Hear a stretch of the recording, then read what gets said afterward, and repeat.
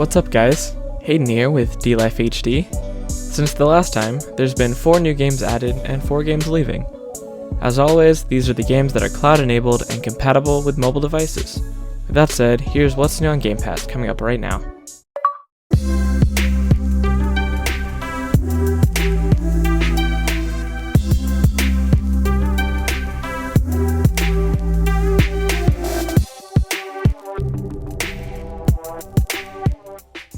Alright, first up on our new games this week is Crown Trick, a turn-based roguelite. This game has a really interesting style. It's like 2D hand-drawn kind of thing, but I'm really into it. I like all the character designs, I like all the enemy designs, I think it looks really fun. And the movement is sort of like Crypt of the Necrodancer, if you've ever tried that. From what I've seen, this isn't the longest roguelite out there, but it still looks like you'd have a lot of fun with it. And yeah, just give it a try if you're somehow out of roguelites. Next up on our list is Surgeon Simulator 2. Now, I've never played the first Surgeon Simulator outside of like a couple minutes on my friend's PS4, but this one seems like they have a lot of improvements, mainly being 4-player online. And basically it's a physics-based surgery simulator, so like super high-tech operation. But I don't know, it seems very niche. It seems like it could be a fun time. Alright, next is Craftopia, and I don't even know what to think about this game. Honestly, it's so weird. It's like it's a Breath of the Wild clone, but it also has aspects of Pokemon, like capturing things. It has literal tanks. It's online multiplayer, but more than anything, it's a Breath of the Wild clone. I don't even know. There's so many things to look at here. It's like they took aspects of every game and shoved it into a Breath of the Wild clone.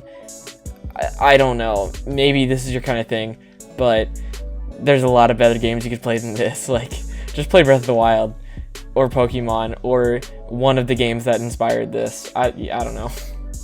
Okay, now after whatever that was, we have Signs of the Sojourner, and this game actually looks really interesting. It's like a deck building card game, but you're having a conversation with the cards. That's your voice, and it's all about building relationships and connecting with people. This is definitely one I'm interested in and will probably try out myself. Okay, and first up on our games leaving this week is Thronebreaker: The Witcher Tales, which is also on the App Store for native play. Now, of course, this is set in the Witcher universe, and it's mostly just Gwent, which is the card game from Witcher, with the story side of it. It's missing the whole third-person aspect of the other Witcher games, and it's more just about the card-based combat and the story. It's very highly rated. A lot of people say the story is excellent, and the art style is really good, so I'd say give it a shot if you're a Witcher fan. Alright, so next is Hotshot Racing. Now this is meant to be like those classic arcade-style racers with a lot of speed, not super accurate physics, but a whole lot of fun. It's got a pretty clean but retro style look. Like, they really tried to make it look like an old style arcade game, which I really like. It really adds to the whole effect. And I mean, this game honestly, in my opinion, would probably be best in an arcade situation because you have the full wheel, you have the pedals. I think that's just where it would be the most fun, unless you're already a person who's into racing games and has one of those full rigs. I don't think it'll be the same experience on a controller or whatever you're using to play it, but I don't know, it could still be a lot of fun. Now is the Dark Crystal: Age of Resistance Tactics. Now, if you don't know what the Dark Crystal is, it's an old fantasy movie made almost entirely with puppets. It's kind of a cult classic where a lot of people love it, but a lot of people are really put off by it and don't like it. It's a mixed fan base. But this is like that meets Fire Emblem. It was kind of released around the same time as the Netflix show, which continued the story somewhat recently. It was like last year.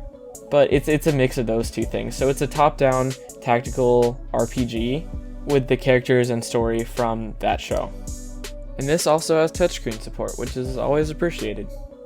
Now, lastly, we have Forza Motorsport 7 Standard Edition.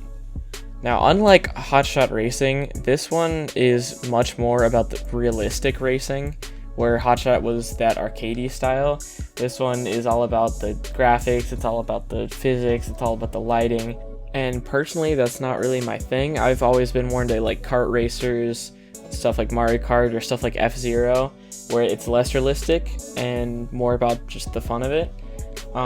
But I have played some of Gran Turismo, which is basically Sony's version of Forza, and I actually used to play that with my dad quite often. That was one of the few games we would play together, and so I think you can really have a good time with games like this. Anyway guys, that's all for today. Thanks for watching. Let us know which of these games you like best in the comments below, or if you're currently playing them. We love talking to you guys. Also, let us know what you think of Game Pass, and if it's a service you're enjoying as much as we are. Remember to like and subscribe for more videos like these.